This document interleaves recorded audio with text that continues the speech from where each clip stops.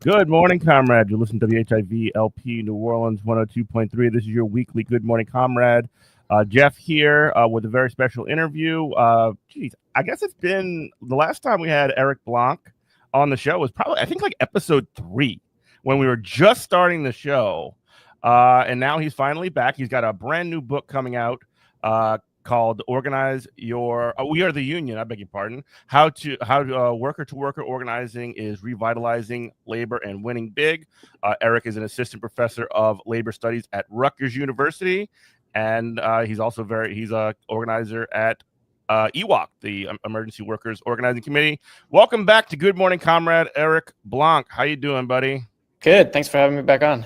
Totally. And yeah, man, just really good to talk to you again. And we are going to talk a little bit about your book that is forthcoming. We Are the Union. Let's talk about it. Give us the rundown. Yeah. So the basic message of the book is that you can and should organize your workplace. You know, in some ways it's that simple. There's a lot more to it, and there's a lot of argumentation. But the basic message really is to look at the lessons of the recent labor uptick. You know, think about the Starbucks campaign, the Amazon workers who won their union, the auto workers who won, the first factory in the South. What this has shown, I argue in the book, is that it's possible and necessary to do a new model of labor organizing in which workers sort of take the lead and take on a lot of the responsibilities that in the past were done by full-time paid union staffers. A lot of these responsibilities now are taken on by workers themselves, whether it's initiating a campaign, whether it's training other workers at your company, whether it's strategizing about the way forward. What's been so beautiful about the recent years is that workers have done this, and it shows that that is a model that's not only powerful, they've won huge wins, but it's scalable. You can organize millions of workers that way in a way you can't do that when you have to rely on a really cost-intensive, staff-heavy approach.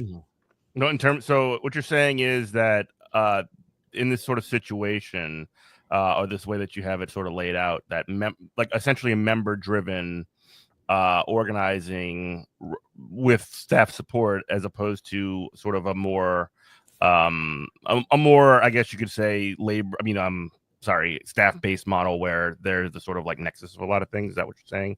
Well, yeah. And my argument, and as I think you sort of suggest there, isn't that you don't need staff. I think staff and resources are crucial. The problem is that in the traditional labor organizing model, you need for a new campaign. So if you're trying to unionize new workers, the norm for like best practice is you need one staffer for every 100 workers you're targeting. Like that's more or less what's been accepted wisdom for decades. And that actually can be really effective. You know, so good labor organizing, if you have a good staffer and well-resourced along that model, can make huge gains, can be very powerful. The problem is just you can't win the war that way. You can win battles, but in order to organize millions and millions of workers, that's just not a scalable model. There's not enough staffers. There's not enough money. So you have to find ways to do the types of things that staffers normally do, but let workers and inspire workers to do them. And you sort of back that up with a quote by Sean Fain, who is the president of United Auto Workers.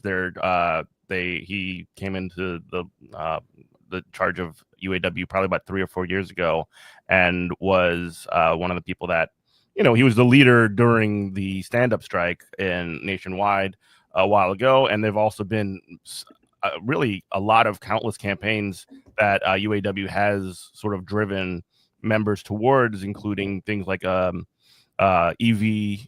battery facilities and various others, Mercedes and Tennessee and Alabama. He has this quote, you won't win by telling workers what to do, what to say, or how to say it. We win by giving working class people the tools, the inspiration, and the courage to stand up for themselves. And that's sort of like the idea of it. Like the idea is to essentially encourage workers and provide the support for the workers themselves to organize their unions. And that's sort of the role that you're sort of describing. Yeah, that's right. And the auto workers are shown that's possible not only in higher ed and grad schools or amongst certain sort of college educated workers, but it's also true amongst blue collar workers, including blue collar workers in the South. So yeah, I think this is a sort of generalizable and powerful model, and I hope it'll continue. Mm-hmm. Yeah, and you mentioned the importance of unions. There was a graph in the sort of excerpt that I used to prepare for this that I remember probably about 5 or 6 years ago when you came down to New Orleans for a conversation that we had about your previous book, Red State Revolt. And it's this chart that shows the union density sort of juxtaposed with the top 10%'s income share. And you can sort of see when union density is up, the amount of money and amount of the share of income of the entire economy that the wealthiest 10% have comes down. And just, as a result of that, the amount of the share that goes to actually to workers goes up. And then you sort of see they divide apart almost like 1-to-1 when you have union density sliding down, which it has been doing since probably the 1950s, and really kind of dropping in the 1970s. Those two things really diverge. You want to talk about that a little bit? Yeah, I mean, I think that's like the graph of all graphs to explain what the crisis is in this country and in most countries of the world. Like, this is just the pattern is that income inequality, which is sort of an indicator actually just for this broader inequality that we see, in which, the rich and the corporations are taking more and more and more of the power and the economic control and the political control. So this is sort of a stand-in for that. We've seen that skyrocket directly, and it's not just a correlation; it's a causation. As union decline continues, then the rich get richer, right? And so when they say rich get richer, the poor get poorer, that's really true. But it's specific that the union movement is the way ordinary working people of all races, backgrounds, regions, whatever, are able to push back against that tendency. And the amazing thing is it works, right? Which is why companies are doing everything always to destroy and prevent unions, because unions really are that powerful. Unions are the single main mechanism through which ordinary people can challenge the control and power of the corporate elite. And so the crucial task, I think, and then this is sort of why I wrote the book and all the organizing we do through the Emergency Workplace Organizing Committee, is to turn that graph around, right? How do we make it so that millions of more workers every year are joining unions, so they have that power, so they have that sense of solidarity?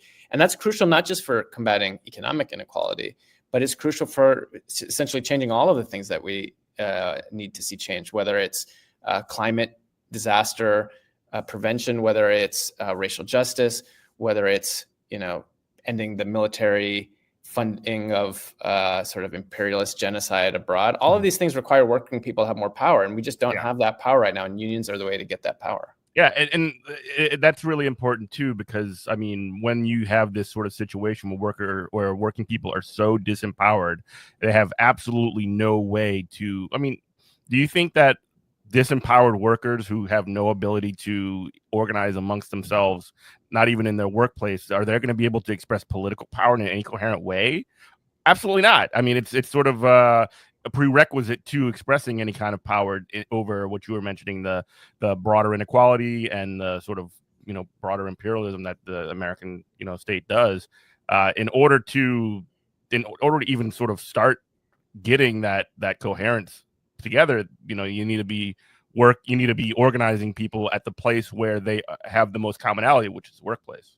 Yeah, I think that's right. I think politics is really important. I was like a labor organizer for the Bernie campaign, and I think that labor organizing and sort of left-wing politics go hand in hand. That being said, I think we've seen the real limitations over the last 5 years or more. Really, what are we in? Almost 10 years or more. Jeez, yeah. Again, 2016. Bernie, 2016. It's almost 10 years now. So we've seen the limitations of sort of a robust electoral approach. The electoral left in many ways for all these years has gone further than the labor movement. As far as the Bernie campaign in particular really galvanized tens of millions of people. But we saw that Bernie wasn't able to win. And then we also saw that the Democratic Party has retreated from its, modest but real concessions to labor. We can talk about that later. It made some good moves under the Biden administration to support unions more, but it's already retreating from that and sort of in full-on crisis. And moreover, Trump somehow has managed to paint himself as the only person who understands the pain of working people, because the Democratic Party has ignored them. And all of these political limitations, whether it's of the left or of the Democratic Party, then I think are deeply rooted in just the lack of power of ordinary people and the lack of power of the labor movement. So part of that is the labor movement itself, if it were stronger, would be in a far better position to impose upon like the Democratic Party, but even to a certain extent the Republicans, a different agenda. And similarly, working people of all backgrounds, when they have the experience of solidarity and being organized with their coworkers, are far less likely to look for scapegoats, because people are angry, people are in a lot of pain, people are trying to make sense of all of the sort of crises in the world. And Trump and the Republicans have provided a clear answer to that and sort of acknowledged the pain and provided a culprit. And the Democrats showed no signs of even attempting to really do that. So it's really incumbent upon the labor movement and the left more generally, but I think the labor movement has a broader appeal at this point, to take up the mantle and explain, like, there are very good reasons why your life is not how it should be. And the primary reason for that is that billionaires and corporations are profiting off of you and they don't care about you. And the only thing that will turn around is for us to organize as working people. And so that's a very important message that needs to get out there. And the labor movement has the responsibility to get it out there to millions and tens of millions. Totally. And you've been in the leftist spaces where people are talking about, oh, we're going to do this or that model, or this version of events are going to be how we completely take over the, political system or whatever. And I'm like, y'all are talking about something that is so far removed from like what is actually necessary to even get into the position to even start having those conversations, where the cart is so far before the horse you can't even see it. Any kind of serious potential political movement really does need to have a base of people that are at least to some extent organized. And again, that one common place that people are able to do that is the shop floor, is their workplaces. Yeah, I think that's crucial, because there's a few things going on. One is there's a tendency of a lot of leftists, particularly online, to sort of raise the most radical demands and to raise the most radical perspectives and to sort of out radicalize other people. Yeah, it's true. I don't want to be like speak negatively of anybody, but I say that tendency is something that is deeply paralyzing to any kind of actual political motion. Right. And I would love to see a communist future. You know what I mean? Like, I think that'd be great. I would love to see a general strike in this country, and I organized to support that. And, hopefully that can happen a lot sooner than we get to full communism. But the question I always pose to people who raise that as like, the perspective is, well, okay, what would it take to get there? And are you actually getting us in that direction? If you aren't able to talk to your coworker who is like apolitical, or maybe a Republican, or maybe a liberal, and can you talk to them about coming to a meeting with your coworkers to talk about asking for a raise? Can you get them to sign a petition to your management asking them to, give you all better health benefits, right? If you can't have conversations with people who don't already agree with you, you're not going to get any of these other things. And essentially what organizing is fundamentally about winning over people who think they don't agree with you, who don't agree with you, and building a sort of new common sense and new collective structure with them.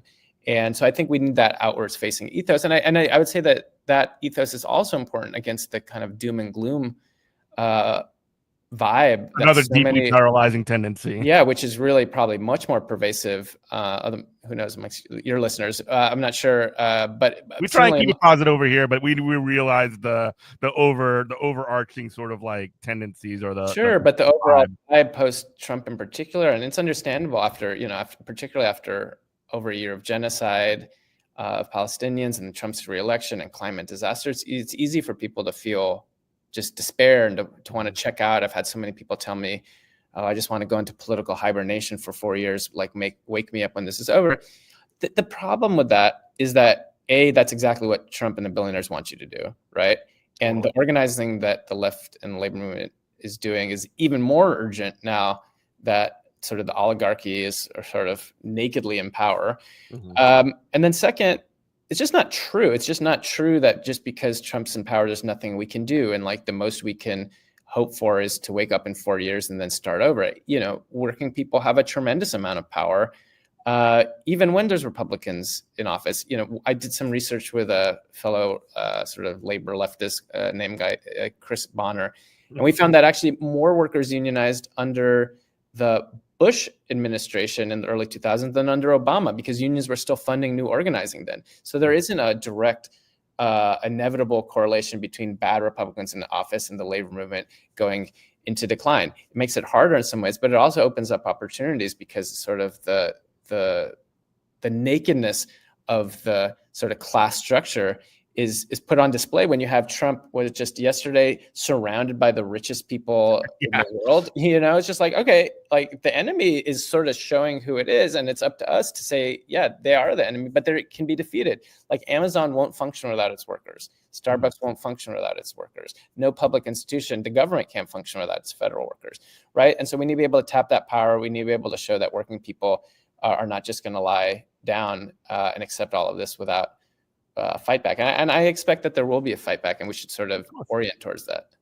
Yeah, you're listening to WHIV-LP New Orleans 102.3. This is Good Morning Comrade. Eric Blanc is our guest. He is the author of We Are the Union, How Worker-to-Worker Organizing and Revitalizing Labor and Winning Big.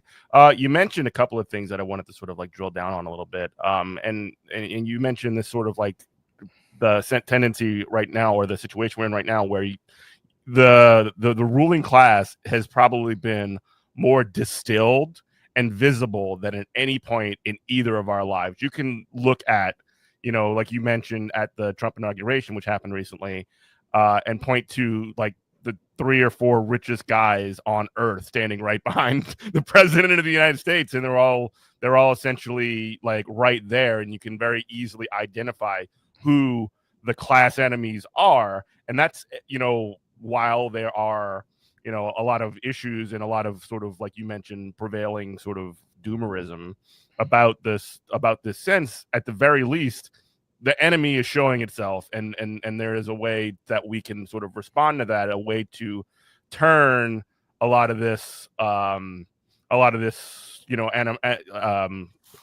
I say this? This like animosity, or a lot of this sort of like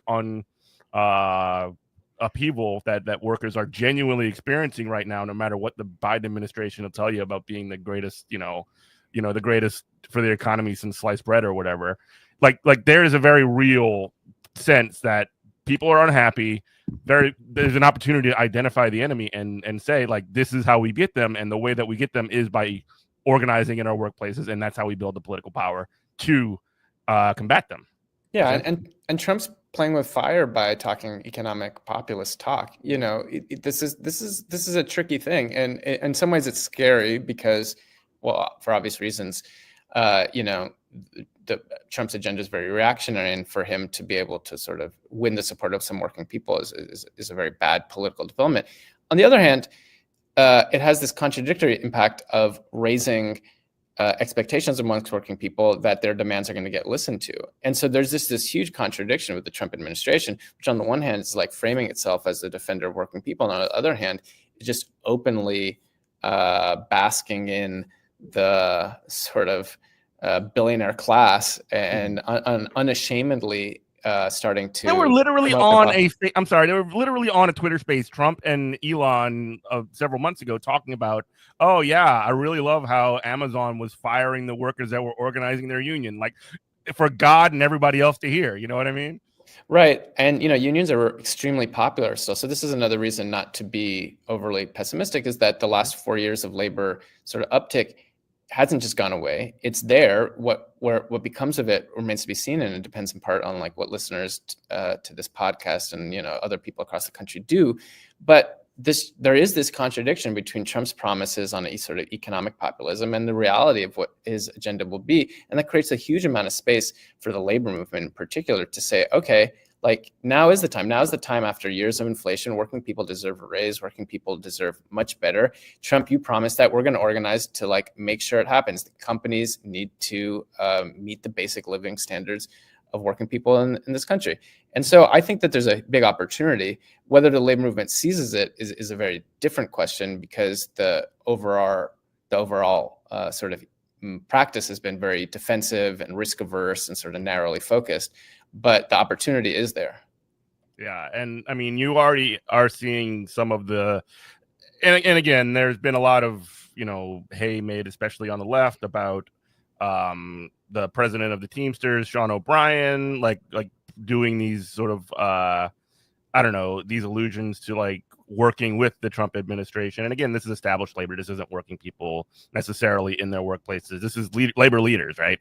But they're essentially positioning themselves so that if the administration attacks them, they're essentially saying that they're positioning themselves so that they can make the case that that they tried the easy way and that the administration is choosing the hard way to a certain extent. And there's also been, I believe it was Sean Fain said a day or two ago as a recording that he was willing to work with the administration, not necessarily because of, agreement with it or whatever, but it's just like one of those things that kind of has to happen. You have to sort of like give a little bit of an opportunity for them to discredit themselves. Yeah, and I don't think it's a bad thing, frankly, for the labor movement to assert its independence from the Democrats more. And I think it's good to make demands on both parties. The question is how you do that. Do you do that in a way that covers up the actual policies of these, that papers over? That's where it gets tricky territory, where, you pretend the people you're looking to are something other than they are. That doesn't preclude, though, the saying, if Trump is serious, he should do this. If the Trump administration is serious about supporting working people, they should reform labor law. Things like this. And there's some talk of it. I think it's very shallow and thin. I don't think there's any there. I think the fact that the Trump administration booted out the pro-union NLRB, right? They refused to continue a pro-union NLRB. I think this gives us a very clear sense of where they're headed on the issues of working people. But nevertheless, there's no problem with it. And if it often is necessary to call people's bluff, say, okay, if you're serious, do this. And I think that's the spirit which the UAW, and I think even the Teamsters to a certain extent, are coming at it. I mean, yeah, you're definitely right from the perspective of like the Democrats are not doing us a whole lot of favors, by creating the working conditions any better either. It was just a incident not long ago that was the Democrats had an opportunity to essentially at least protect the NLRB's labor friendly majority for a couple of years, and they did a bunch of political BS where they failed to do that. And it's like, yeah, none of these, high, like national level political parties are actually our allies in any of this stuff. It's the workers versus the bosses straight up. And we can't count on any of these political leaders necessarily. Obviously, there are strategic situations where we can engage to push our agenda forward. But I mean, if we're relying on them as a key part of our strategy moving forward, that is a dead letter straight up. Yeah, and I mean, it's just interesting. I think that the proof is in the pudding. The Democrats, lost against a very unpopular politician like Trump, and a lot of working people saw Trump as the lesser evil, essentially. And so this poses a real dilemma for unions, because unions for decades now have oriented primarily towards trying to work with the Democrats and hope that the Democrats sort of deliver salvation from above. And just not only has that not worked to sort of stave off Trumpism, but there's no immediate future for this perspective. I mean, whether it's 4 years or 8 years, we don't know how long Trump's going to be there. And frankly, the Democratic brand is so tainted in so many parts of the country that unions sort of just being seen as appendages of the Democratic Party is a losing strategy, even just on purely defensive, immediate grounds, in a way that maybe wasn't true 5, 10, 20 years ago, but it is true now. And so unless labor unions are able and willing to assert their independence, not just politically, oh, that's part of it, but by asserting their independence in practice, by organizing new workers, by taking their lead from rank and file workers, by orienting towards bottom-up struggle, then rather than orienting towards sort of like schmoozing it up in state capitals and in the White House, if unions can't do that, then it's hard to see what their sort of recipe for revitalization will be. And so you just sort of to circle back to your book, you mentioned that there are 3 cases. This is in the coming from your book. There's 3 cases of worker-to-worker wins that are good sort of case studies to look at as we move forward. Do you want to talk a little bit about which of these things have been working, how workers have been winning? You mentioned Starbucks earlier. You want to talk about that a little bit? Sure, yeah. And so I actually give a lot of different sort of case studies in the book. Starbucks is one of them. And maybe it's actually worth starting there because the Starbucks campaign has, in some ways, it's just massive. They've organized over 500 stores, over 10,000 workers. They've won huge concessions from the company. They forced the company to the bargaining table, although they don't have a first contract yet. But that's not that surprising because it takes a lot of time to bring a huge company and the company is busting out every old dirty trick in the book to slow it down, to stop it, and everything. But the movement's still there, and they're not going away. And so the book looks at the Starbucks campaign as one of the case studies, and says, okay, well, how did they get this far? What did they do? And what are the lessons from this that could be replicated? And so one thing that proved really crucial, is just worth flagging, and I mentioned it briefly before, is workers were training other workers. And that was crucial for it spreading so rapidly and so widely, because listeners might remember it was in Buffalo, New York in late 2021 that workers at just one store in Buffalo, New York won a union election. And they, at that time, had no plans to do a national campaign. They initially were just focused locally and weren't even trying to sort of unionize Starbucks on a nationwide level. But the amount of attention that their struggle got meant that all of a sudden you had hundreds and eventually thousands of workers across the country reaching out to them. And so this posed this dilemma, whereas if it had been a traditional union campaign, they would have actually just stuck with the initial plan. They would have focused locally because they didn't have the resources or staff to try to all of a sudden go national against this massive company, the 6th largest private employer in the US. But instead, they took a worker-to-worker approach and just said, okay, we don't have the staff, but we're going to ask the workers who helped organize their shops in Buffalo to talk to workers across the country. So they got on Zoom. It's, as a parenthesis, part of the reason you're able to see this type of sort of wide-scale bottom-up organizing is that digital tools do make it easier for workers to take on more of this lead. And so what that looked like, in this case of Starbucks, is that workers who won their union election in Buffalo all of a sudden started talking over Zoom all day, every day for weeks to workers across the country who are reaching out and saying, how did you win at your store? How did you do it? And they talked to them.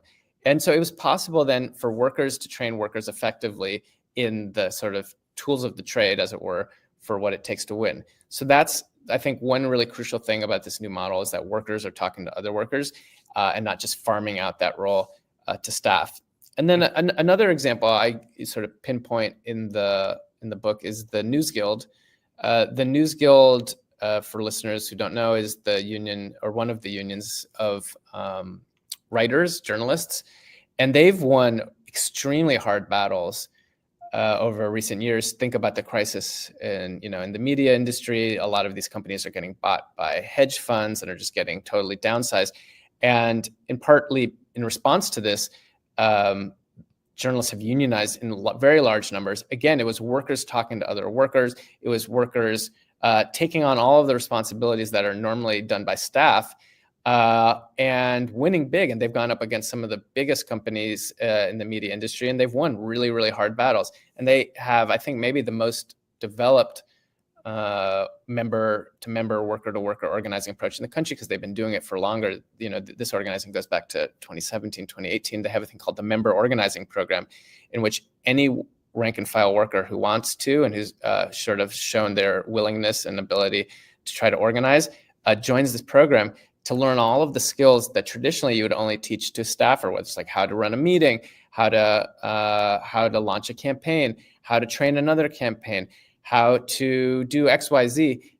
Every one of these skills via these mass online trainings and via smaller worker-to-worker chats that they call pods have skilled up hundreds and hundreds of worker leaders who've been able then to win big fights all across the country in really hard conditions. So I think those are two really good examples of what I'm talking about. And we've seen it in other industries, as I mentioned before. We've seen it in auto. We've seen it in a slew of other industries. But I think those are two of the more maybe high-profile examples. Yeah. You are listening to WHIV-LP New Orleans 102.3. This is Good Morning Comrade. Eric Blanc is our guest today. He is the author of We Are the Union. And we're talking just a little bit about how workers can, essentially take ownership over their own organizing situations and how we can build worker power nationwide. So really, again, thanks again for joining us, Eric. You mentioned the Emergency Workers Organizing Committee. Now, we've talked about this offline a fair amount, but just for the benefit of our audience, can you describe what is EWOC and what is some of the work that goes along with that? Because it really is something that it feels very old school to me. You know what I mean? It feels like something that is basically workers, people getting out there, empowering workers to organizing in their workplace and providing those tools that we mentioned earlier, providing some experience, providing guidance to build worker power. Sure. Yeah. So EWOC is a project that was begun at the beginning of the pandemic. We founded it sort of by necessity, ad hoc. A lot of us had been labor organizers for the Bernie campaign, and all of a sudden, think about the early pandemic. You had so many workers were in crisis. Their companies were making them go in. They weren't giving them any PPE. They weren't giving any sort of hazard pay.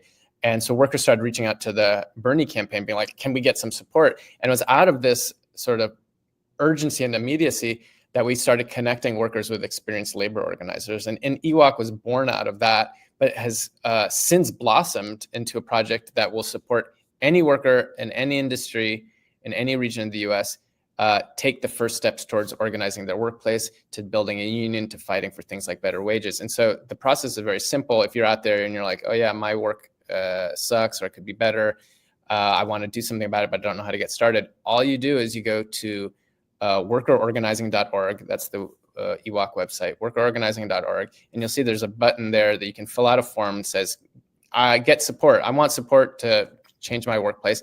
And what we'll do then is connect you within 72 hours to an experienced labor organizer who can call you up. We'll call you up to talk through the steps necessary to start organizing your coworkers. So that's essentially what EWOC is. It supports workers self-organizing at work for a union or for more immediate demands, and it does so by connecting them with experienced volunteer organizers across the country. Yeah, it's amazingly successful. We didn't expect it to catch on this much, but it really has, in part because it's been supported by Democratic Socialists of America, which is one of its sort of institutional partners, together with United Electrical Workers Union, which is sort of one of the most important left-wing unions in the country. Yeah, and I can speak to an example of this. I live in Richmond, Virginia now, and there is a local botanical garden called the Lewis Ginter Botanical Garden, and they recently, I guess it was probably 2 or 3 months ago, it was like right before they have this big light up of their Christmas lights at the botanical garden. It's a really great thing. A lot of people in the community enjoy doing it. In the run up to that, and months prior, these folks, they got in touch with EWOC, like you mentioned. They began organizing on the job. They ended up getting sort of support also from the Machinist Union. And several months later, I believe it was this past November, they won their union. And it's one of those sorts of things that I was very, I helped a little bit with a little bit of, talking to some of the workers in the run up to the election. And it's one of those things that I'm very proud to have been a part of.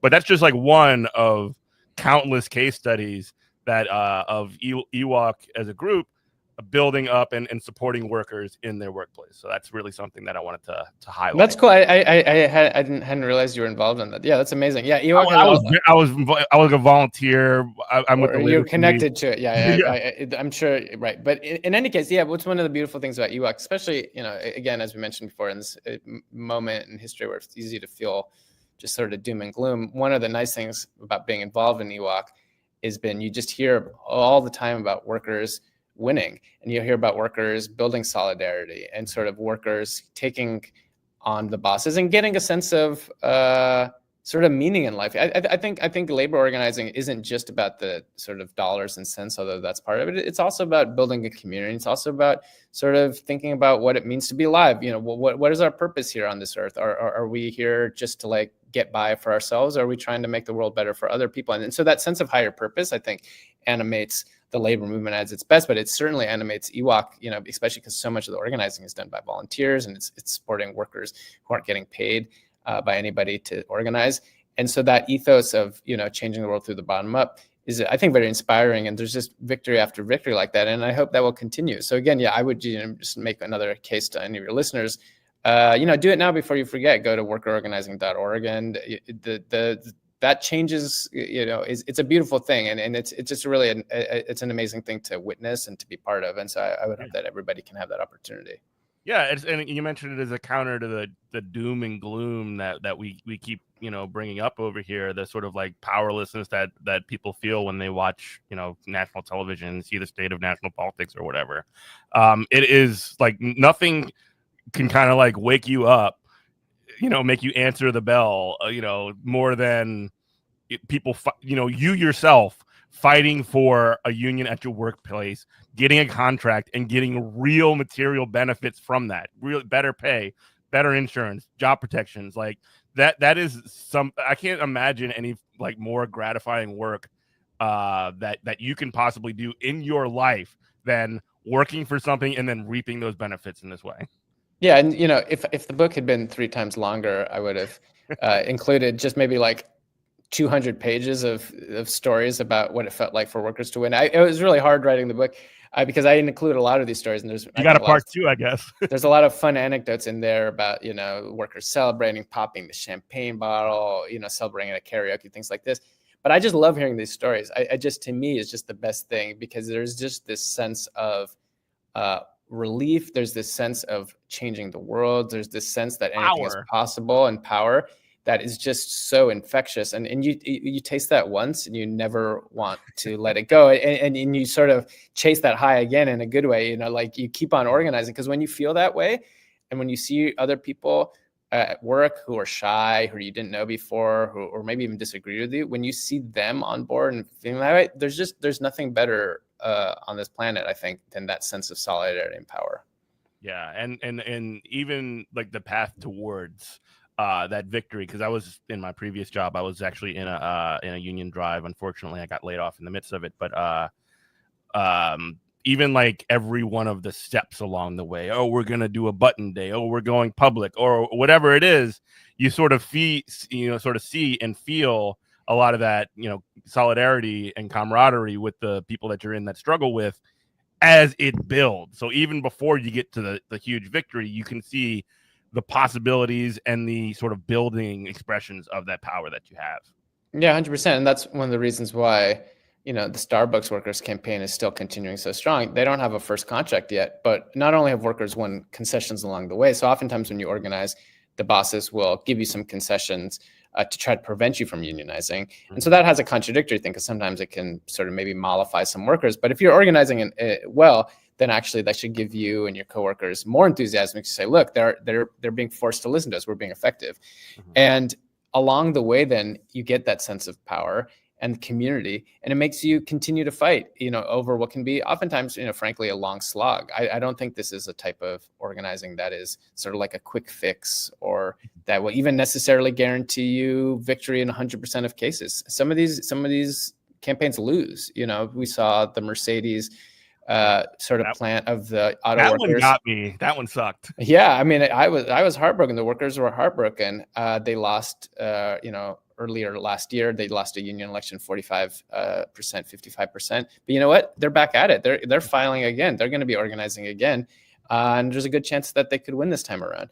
And so the reality is, even when you lose a labor battle, the process of solidarity and empowerment that tends to come from the organizing itself is an extremely powerful sort of feeling and transformational process, which is why workers, even when they lose the union election or the bosses do horrible things, which they can do, workers say they never, almost everyone I ever talked to says, I don't regret it. I would do it again in a heartbeat, because the change that I've felt and I've seen it happen amongst my coworkers is worth every single bit of the cost that we've been inflicted upon us. Yeah. And also, you listener at home, you can also show public support for these sorts of things as well when they come out. And when you do that, the workers that are on the shop floor that are fighting for this, that are building their union and building worker power, they see it. When you fly Delta and you wear your AFA Delta pin, those flight attendants see that. When you show up to a picket line or you share a social media post from Starbucks workers, or if you talk to, I've been to several Starbucks picket lines and talked to a lot of those workers, they are so happy to see people from the community there to help them. And that is one of those sorts of things that, again, it's a shot in the arm for them. I know, because I've been there, the shot in the arm for them, and it keeps building that effort as well. So listener, if there's a Starbucks strike happening, if there's a Starbucks actioning happening, if there's, anything like that from anybody that you can see that to plug yourself into, definitely take that opportunity. And it's definitely something that helps. Yeah, 100%. Yeah, solidarity, I think, is going to be crucial in these coming years, in part because the support that labor movement got in part from the last Biden administration through a good NLRB isn't going to be there. And so you're going to have to replicate some way of this extra additional support. And one way of building additional support for workers so that they're not fighting on their own is by an increase in community support. And so that has to be like not just posting online, although that's important, but it's showing up and it's taking action and taking civil disobedience if necessary. I actually think there's a lot of untapped potential still for the community to take far more sort of proactive role in supporting the labor movement. Yeah. And again, this is in light of, again, that you see a lot of the Trump administration rhetoric is, again, destroying a lot of the official structures that are in place, like the NLRB. Like, if there's no longer a process for arbitration, essentially, by these legal entities, you're going to have to essentially get a concession directly from your employer. And that's something that's not going to be able to be mediated by the government in the same way. So we need to be looking at getting contract strikes and not necessarily elections is my thought. We'll see. It really remains to see what happened with the NLRB. It's possible this is just going to be like any other bad Republican administration in which you can still use the NLRB for its sort of limited impact, but it just know that it's going to be of limited use, but you can still go through it in part. It's possible that's still going to happen. I'm worried that people might throw the baby out with the bathwater. Yeah. On the other hand, if they just like completely decimate it or overturn the Wagner Act and NLRA, then all bets are off, and anything could happen. And we should keep in mind that the labor movement did grow and sort of emerge as a force and eventually consolidate itself before it had legal rights by necessity. The only way it won legal rights is building power in the 1920s and before, culminating in the 1930s. But we have a lot of precedent of workers organizing even when the law was against them and winning, and then forcing through that way politicians to then sort of change the law to better reflect the balance of power on the ground. Yeah. And you mentioned a couple of models already, but you alluded to digital tools a bit ago, and you mentioned Zoom specifically as one, or any kind of online communication for working across, from one shop talking to other shops and things like that, as a way to communicate outside of just the local, to sort of essentially get people on the same page, or at least sharing their experiences, et cetera, et cetera. What are some other digital tools that you sort of lay out that are ones that have shown to be successful in building up this, organizing projects? Sure. Yeah, that's a good question. And I think that by way of sort of introducing it, it's worth flagging the broader question, which is the reason that digital tools are so important is essentially that they lower organizing costs. They lower the cost of organizing. And so what that means is that rank and file workers can take on things that they couldn't have taken on before. So for instance, like in the past, if you're living in Buffalo, New York, and a worker reaches out like by letter or even by calling in Mesa, Arizona, well, basically your only opportunity to have like a real sustained organizing relationship with this person is you have to fly out a staffer to meet with them, right? Because you don't have another mechanism to have like a group call or to do like sustained face-to-face prohibitively expensive. Just prohibitively expensive. So you needed a staffer to send them out, right? So you couldn't have done that as a worker before. You needed to rely on the union to do that, the sort of the existing union structure. Now, because essentially communication costs are lowered, workers can do this. And so similarly on other things like, well, in the past, you needed a lot of resources to print flyers and maybe distribute a newspaper and to send it out and to print everything out. Today, if you're able to do that for free over social media or via email, then workers are able to communicate and have often very powerful modes of communication without having to rely, again, as much on existing union structures. So Starbucks Workers United, for instance, had the most successful TikTok presence of any union ever. They've gotten hundreds of millions of views. And this was rank and file workers creating videos about their working conditions and sort of talking in the idiom of TikTok, which as a older millennial, I don't understand, but I understand it's important, and it worked. And so again, the point here being that part of the reason we're seeing worker to worker organizing take off isn't just sort of like the economic crisis and the sort of youth radicalization and the good NLRB and the pandemic. These are all important sort of short-term factors or some more long-term factors. But part of it, and this is part of the reason why I would expect that this type of worker-to-worker organizing will continue, even under Trump, even if momentum is a little bit lower, although we'll see, is basically just that the whole organizing terrain has been radically shifted by this drop in organizing costs. And that can have a negative impact because sometimes it's easier just like to call for a general strike online than have to like it's easier to feel like you're making a change by just calling for things online without doing the hard work of organizing. And so the argument I make in the book is that these types of digital tools are crucial, but they can be misused, right? It's possible to use digital tools in a way that just leads you to speak essentially to the echo chamber, right? You're only talking to people who already agree with you. Preaching to the choir. Because it's cheaper to do that, it's also easier just to talk with the people who already agree with you.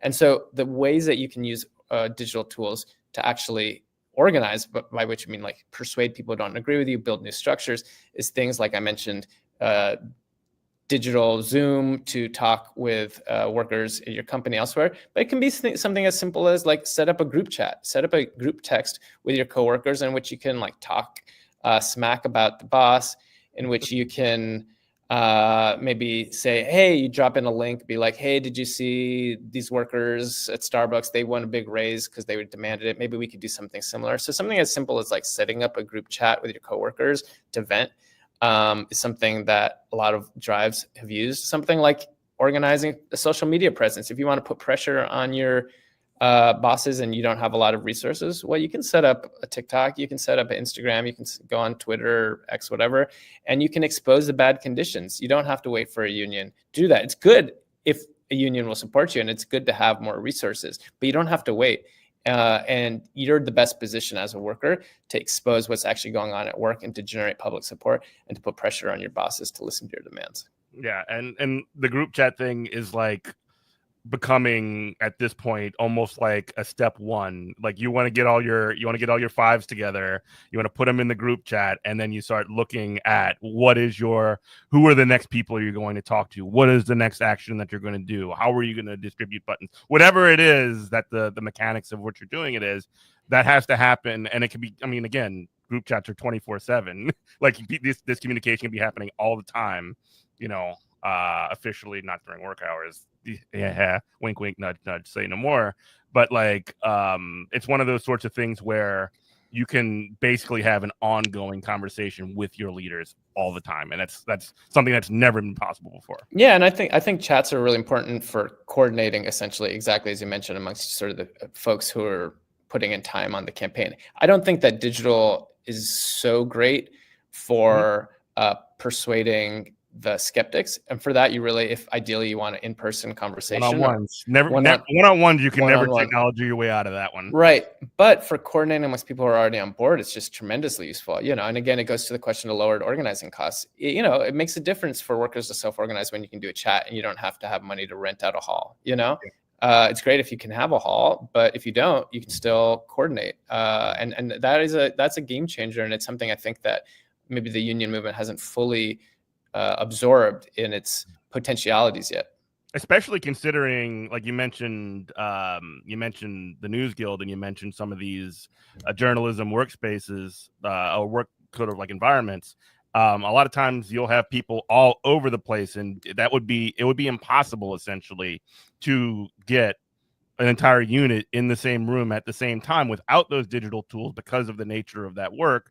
And really with the sort of like rise, especially since the pandemic, of remote work and online, workspaces, in order to organize those kinds of people who you might have somebody in Portland, Oregon, Tampa, Florida, Indianapolis, and New York, in order to get all those people on the same page, what are you going to, have everybody fly into Chicago and meet together?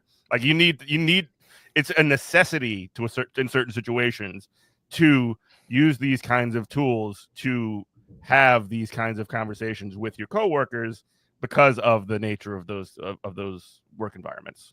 Yeah, that's right.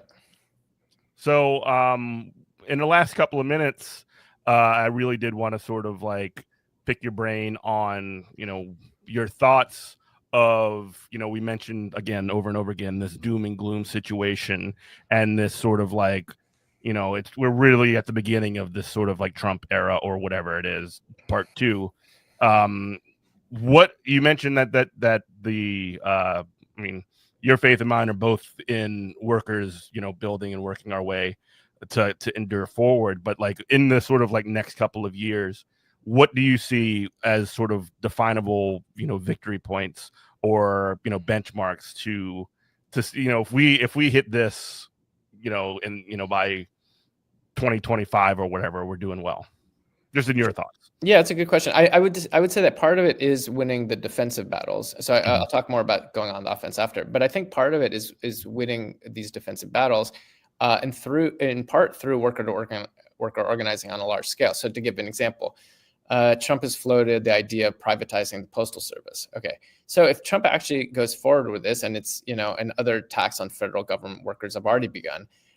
This is going to be a huge crisis point, but it's also an opportunity for the labor movement to just raise the flag of working people against an administration. And can the labor movement rise to the task, not only to sort of just like write a letter to your legislators, but to actually have, in this case, for instance, postal workers, talk with all the people on their route, talk with the neighbors and say, hey, we need your support. Can you come out to this rally tomorrow? Can you pledge that you're going to support us in our action, right? This type of sort of bottom-up organizing in which workers take the lead is going to be crucial for defeating Trump's worst attacks, including on whether it's immigrant rights, how are we going to support at scale, our sort of undocumented brothers and sisters who are going to get attacked. I would hope that this would take a lot of labor action that is not just sort of already getting the committed activists on board, but is trying to get working people as a whole to understand that when they're attacking undocumented immigrants, they're attacking all working people, right? So this is part of it, winning those battles. On the offensive front, the reality is the labor movement has a huge amount of money at its disposal that it's not using. We're talking about over $30 billion in net assets that the labor movement is currently sitting on. And even a small portion of that could be used for massively scaling up new organizing, right? It's possible that that's going to take a form that's not going to be primarily through the NLRB, remains to be seen about that. But the reality is working people are fed up. That's part of the reason why Trump got elected. And there's this crisis in our country that no other force can fill, I think, other than the labor movement. So the labor movement has a responsibility to not only sort of hunker down and try to beat back the worst of the attacks of the Trump administration, but to put itself forward as the voice for, working people of all backgrounds, of all races, and say, look, working people are getting hammered hard by the system right now. We're faced with a tremendous amount of insecurity. The bosses need to pay up, and we're going to help organize any working person to make sure that everybody has a life of dignity, that you have a voice at work, and that your kids can prosper.